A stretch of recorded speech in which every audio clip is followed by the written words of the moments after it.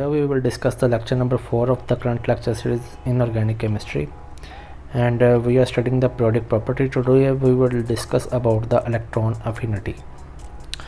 Previous lecture के अंदर हमने आयनाइजेशन एनर्जी को देखा था, ठीक है। आज हम देखेंगे इलेक्ट्रॉन अफिनिटी को। तो इलेक्ट्रॉन अफिनिटी की बात करें तो इलेक्ट्रॉन अफिनिटी में एनर्जी जो सी होती है वो रिलीज़ होती है जब किसी भी एटम के शेल के अंदर इलेक्ट्रॉन्स ऐड होता है, ठीक है। जब इलेक्ट्रॉन ऐड होता है किसी भी एटम के शेल के अंदर, तो उस दौरान जो अमाउंट ऑफ एनर्जी रिलीज़ होती है उस एनर्जी को हम बोलते होते हैं that is the electron affinity, ठीक है। जैसा कि इलेक्ट्रॉन जो सा होता है वो वैलेंस शेल के अंदर ऐड होता है तो एडिशन ऑफ इलेक्ट्रॉन से एनाइन की फॉर्मेशन होती है, ठीक है। और एनाइन के ऊपर जो सा यूनिट नेगेटिव चार्ज होता है। उसके अलावा अगर हम एग्जांपल्स की बात करें तो इसमें फ़र्स्ट पे फ्लोरीन है, तो जब फ्लोरीन के अंदर एक इलेक्ट्रॉन ऐड होगा तो फ्लोराइड आयन की फॉर्मेशन होगी और इसकी जो डेल्ट एच मतलब कि कितनी एनर्जी रिलीज़ होती है that is -328 kilo joule per mole. Second example is the chlorine. Chlorine की अगर हम बात करें तो जब कलरिन के अंदर एक इलेक्ट्रॉन ऐड होता है तो क्लोराइड आयन की फॉर्मेशन होती है, तो इस दौरान जो एनर्जी रिलीज़ होती है that is -349 kilo joule per मोल। उसके बाद नीचे अगर हम प्रोडक्ट टेबल में देखें तो डिफरेंट एलिमेंट्स की जो इलेक्ट्रॉन अफिनिटी की वैल्यू है वो दी गई है, ठीक है। जैसे अभी हमने फ्लोरीन की देखी थी तो वो 328 थी, ठीक है।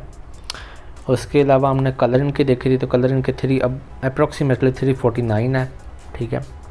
अच्छा, ये जौन सी माइनस का साइन हम लगाते होते हैं इलेक्ट्रॉन अफिनिटी के साथ, तो नेगेटिव साइन जौन सा होता है वो रिप्रेजेंट करता है कि जो एनर्जी है वो रिलीज़ हो रही है। जिस तरह आयोनाइजेशन एनर्जी के अंदर हम प्लस का साइन लगाते थे क्योंकि उसमें जो एनर्जी होती है वो ऑब्जर्व होती है। उसके बाद अगर हम फैक्टर्स की बात करें तो इलेक्ट्रॉन अफिनिटी किन फैक्टर्स पर डिपेंड करती है। So first one is the atomic radius. तो एटॉमिक इलेक्ट्रॉन अफिनिटी और एटॉमिक रेडियस का आपस में इन्वर्स रिलेशन है। मींस के एटम का साइज़ जितना ज़्यादा होगा इलेक्ट्रॉन अफिनिटी की वैल्यू उतनी कम होगी, और एटम का साइज़ जितना कम होगा इलेक्ट्रॉन अफिनिटी की वैल्यू उतनी ज़्यादा होगी, ठीक है। तो इन्वर्सली प्रोपोर्शनल है। उसके बाद न्यूक्लियर चार्ज की बात करें तो डायरेक्ट रिलेशन है न्यूक्लियर चार्ज के साथ इलेक्ट्रॉन अफिनिटी का। तो न्यूक्लियर चार्ज यानी कि न्यूक्लियस की अट्रैक्शन इलेक्ट्रॉन्स के ऊपर जितनी ज़्यादा होगी इलेक्ट्रॉन अफिनिटी यानी कि अमाउंट ऑफ एनर्जी उतनी ज़्यादा रिलीज़ होगी। और थर्ड नंबर पे है शील्डिंग इफेक्ट। तो शील्डिंग इफेक्ट की बात करें तो इसके साथ इन्वर्स रिलेशन है। तो शील्डिंग इफेक्ट जितना ज़्यादा होगा इलेक्ट्रॉन अफिनिटी की वैल्यू उतनी कम होगी। फर्स्ट इलेक्ट्रॉन अफिनिटी की जो वैल्यू होती है वो हमेशा नेगेटिव होती है, ठीक है। लेकिन जो सेकंड इलेक्ट्रॉन अफिनिटी की वैल्यू होती है डैट इज़ पॉजिटिव, ठीक है। इसकी वजह क्या है कि जब फर्स्ट इलेक्ट्रॉन यानी कि फर्स्ट इलेक्ट्रॉन अफिनिटी की वैल्यू होती है जब एक इलेक्ट्रॉन एटम के वैलेंस शेल में ऐड होता है तो अमाउंट ऑफ एनर्जी जो सी होती है वो रिलीज़ होती है। जब हम ऑलरेडी जो कि यूनि नेगेटिव आयन होगा यानी कि जिसके अंदर एक इलेक्ट्रॉन ऑलरेडी हम ऐड कर चुके हैं, तो उस यूनि नेगेटिव आयन के अंदर जब हम सेकंड इलेक्ट्रॉन को ऐड करेंगे तो जो पहले वाला मौजूद इलेक्ट्रॉन है यूनि नेगेटिव, तो उसकी और जो सेकंड इलेक्ट्रॉन को हम ऐड करवा रहे हैं उसके दरमियान रिपल्सन होगी। तो रिपल्सन को इलेक्ट्रोस्टैटिक रिपल्सन को ओवरकम करने के लिए जो एनर्जी होगी वो रिक्वायर्ड होगी, बजाय कि एनर्जी रिलीज़ हो एनर्जी रिक्वायर्ड होगी इलेक्ट्रोस्टैटिक रिपल्सन को ओवरकम करने के लिए। सो डैट्स वाई जो सी सेकंड इलेक्ट्रॉन अफिनिटी की वैल्यू होती है वो हमेशा रिक्वायर्ड होती है, जबकि जो सी फर्स्ट इलेक्ट्रॉन अफिनिटी की वैल्यू उसमें एनर्जी क्या होती है रिलीज़ होती है, ठीक है। साइन को हम इंटरचेंज कर सकते हैं। जो इसमें बात है वो यही है कि फर्स्ट इलेक्ट्रॉन अफिनिटी के अंदर जो अमाउंट ऑफ एनर्जी होती है वो रिलीज़ होती है और सेकंड इलेक्ट्रॉन अफिनिटी के अंदर जो अमाउंट ऑफ एनर्जी होती है वो रिक्वायर्ड होती है इलेक्ट्रोस्टैटिक रिपल्सन को ओवरकम करने के लिए। उसके बाद अगर हम देखें तो सेकंड इलेक्ट्रॉन अफिनिटी की वैल्यू जो सी होती है वो अमाउंट रिक्वायर्ड होती है, जैसा कि मैंने बताया। इसके अलावा कुछ एग्जांपल्स इसके अंदर दी गई हैं इस पोर्शन के अंदर, लाइक जिस तरह ऑक्सीजन है, सल्फ़र है और सेलेनियम है, इनकी फ़र्स्ट और सेकंड इलेक्ट्रॉन अफिनिटी की वैल्यू दी गई। और याद रखिएगा सेकंड इलेक्ट्रॉन अफिनिटी की वैल्यू हमेशा फर्स्ट इलेक्ट्रॉन अफिनिटी से ज़्यादा होती है, ठीक है। क्योंकि सेकंड के केस के अंदर इलेक्ट्रोस्टैटिक रिपल्सन बहुत ज़्यादा होती है, तो उस रिपल्सन को ओवरकम करने के लिए हमेशा ज़्यादा अमाउंट ऑफ एनर्जी रिक्वायर्ड होती है। सो that's why second electron affinity is always greater than the first electron affinity value. उसके बाद जो सी ये वैल्यूज़ जो सी दी गई हैं, ऑक्सीजन की first electron affinity 141 kilo joule per mole है और सेकंड जो सी 844 है। उसकी तरह जो सी सल्फ़र की फ़र्स्ट है वो 200 किलो जूल पर मोल और जो सेकंड है that is 333 kilo joule per मोल। इसी तरह से सेलेनियम की दी गई है, उसके अलावा नीचे वही रीज़न दी गई है कि जो सेकंड इलेक्ट्रॉन एफिनिटी वैल्यू है उसमें हमेशा एनर्जी रिक्वायर्ड क्यों होती है। तो एनर्जी जो सी रिक्वायर्ड होती है वो इलेक्ट्रोस्टैटिक रिपल्सन जो सी होती है उसको ओवरकम करने के लिए रिक्वायर्ड होती है। ठीक है, तो दैट्स वाई एनर्जी इसमें रिक्वायर्ड होती है बजाय के रिलीज़ हो। ठीक है, इलेक्ट्रोस्टैटिक रिपल्सन को ओवरकम करने के लिए। उसके अलावा नीचे अगर हम एक और कंडीशन देखें, ठीक है, नीचे ये दी गई है, तो इसके अंदर जो फर्स्ट जोन सी स्टेट इलेक्ट्रॉनिक कन्फिग्रेशन दी गई है उसमें 2s2 2p2 है, और ये जोन सी कंडीशन है ये अनस्टेबल है। स्टेबल कंडीशंस को हमने डिस्कस किया था कि कंडीशन जो पी ऑर्बिटल स्टेबल 3 कंडीशंस में होता है। एक तो फर्स्ट वन जोन्स है, ठीक है, फर्स्ट वन कब होता है जब तीनों जोन से ऑर्बिटल है, पी के अंदर 3 ऑर्बिटल होते हैं, तीनों ऑर्बिटल जोन से होते हैं वो एम्प्टी होते हैं। और सेकंड कौन सी कंडीशन है, सेकंड कंडीशन है कि जिसमें तीनों ऑर्बिटल्स के अंदर एक एक इलेक्ट्रॉन होता है, तब भी जो पी ऑर्बिटल है वो स्टेबल होता है। और जोन सी थर्ड कंडीशन है वो ये है कि जब तीनों ऑर्बिटल्स के अंदर पूरे 2-2 इलेक्ट्रॉन होते हैं,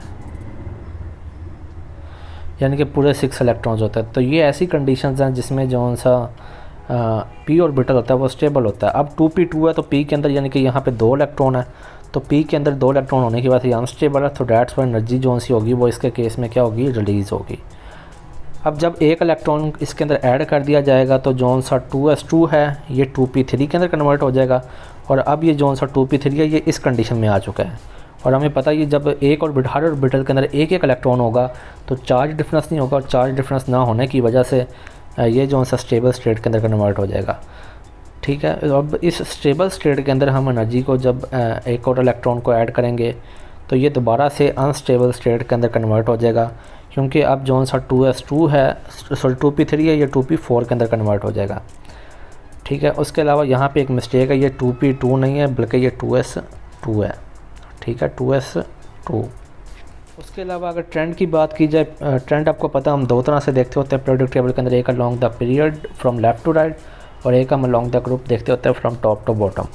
अगर पीरियड की बात करें तो पीरियड के अंदर जोन सी इलेक्ट्रॉन एफिनिटी की वैल्यू है ये इंक्रीज़ करती है। ठीक है, इंक्रीज़ होती है from left to right if we move, the reason is the nuclear charge is increased and the atomic size is decrease. अगर हम ग्रुप की बात करें तो ग्रुप के अंदर अगर हम देखें तो group if we move from top to bottom the electron affinity value decreases. ठीक है, तो लेस एनर्जी रिलीज़ होती है। वजह क्या है, क्योंकि ग्रुप के अलॉन्ग एक तो नंबर ऑफ़ शेल्स इंक्रीज़ हो रहे हैं और उसके अलावा शेल्डिंग इफेक्ट भी इंक्रीज़ हो रहा है। उसके अलावा अगर हम एक्सेप्शंस की बात करें तो जोन सा इलेक्ट्रॉन एफिनिटी है, एक तो ग्रुप 2A के अंदर एक्सेप्शन है, ग्रुप 5A के अंदर एक्सेप्शन है और ग्रुप 8A के अंदर है जो कि नोबल गैसेज है। ठीक है, ग्रुप 8A। अब 2A के अंदर क्यों होता है, 2A की वजह ये है कि जो ग्रुप 2 है इसके अंदर 2 इलेक्ट्रॉन होते हैं इन द s ऑर्बिटल, पूरे 2 इलेक्ट्रॉन होते हैं s ऑर्बिटल के अंदर। तो जब एक ऑर्बिटल के अंदर नंबर ऑफ़ इलेक्ट्रॉन्स जो होते हैं वो कंप्लीट होते हैं, पूरे होते हैं, तो वो इनकमिंग इलेक्ट्रॉन को अकोमोडेट नहीं कर सकता। तो डैट्स वाई इनकी जोन से इलेक्ट्रॉन एफिनिटी की वैल्यू होती है कम होती है as compared to 1A। Even कि हमने देखा कि पीरियड के अलॉन्ग तो बढ़ना चाहिए, लेकिन 1A की वैल्यू जोन से वो ज़्यादा है, 2A की कम है। वजह क्या है, क्योंकि वो जो s ऑर्बिटल है 2A के अंदर वो उसमें पूरे 2 इलेक्ट्रॉन होते हैं, तीसरा इलेक्ट्रॉन तो आ ही नहीं सकते एक ऑर्बिटल के अंदर। ऑर्बिटल के अंदर जो मैक्सिमम नंबर ऑफ इलेक्ट्रॉन्स होते हैं वो 2 होते हैं। So that's why it do not accommodate the incoming electron, that's why it's electron affinity value is less than group 1 elements. इसी तरह ग्रुप 5A की बात करें तो उसके अंदर जोन से एलिमेंट है वो नाइट्रोजन, फॉस्फोरस, आर्सेनिक वगैरह होते हैं। इनके अंदर जोन सी कंडीशन होती है वो हाफ फिल्ड होती है, इनका जो पी शेल होता है वो हाफ फिल्ड होता है। तो ऊपर हम डिस्कस कर चुके हैं कि जो हाफ फिल्ड कंडीशन होती है उसमें हर ऑर्बिटल के अंदर एक एक इलेक्ट्रॉन होता है। ठीक है, और इसमें चार्ज डिफरेंस ना होने की वजह से तीनों ऑर्बिटल्स में तो ये स्टेबल स्टेट होती है। तो डैट्स वाई 5A की जोन सी इलेक्ट्रॉन एफिनिटी की वैल्यू होती है वो लेस देन होती है as compared to 6A elements. ठीक है, उसके बाद लास्ट पे 8A की बात करें तो जिसमें नोबल गैसेज होती है, तो नोबल गैसेज का हमें पता है ऑक्टेट कंप्लीट होता है, पी के अंदर पूरे 6 इलेक्ट्रॉन होते हैं, एस के अंदर भी पूरे 2 इलेक्ट्रॉन होते हैं। सो डैट्स वाई इनकी जो इलेक्ट्रॉन एफिनिटी की वैल्यू होती है वो हमेशा 0 होती है। ऊपर अगर हम ये जोन सा प्रोडक्ट टेबल के अंदर हमने वैल्यूज़ को देखा था तो इसमें भी हम देख सकते हैं कि नोबल गैसेज जोन सी हैं इनकी जोन सी इलेक्ट्रॉन एफिनिटी की वैल्यू वो 0 है। ठीक है,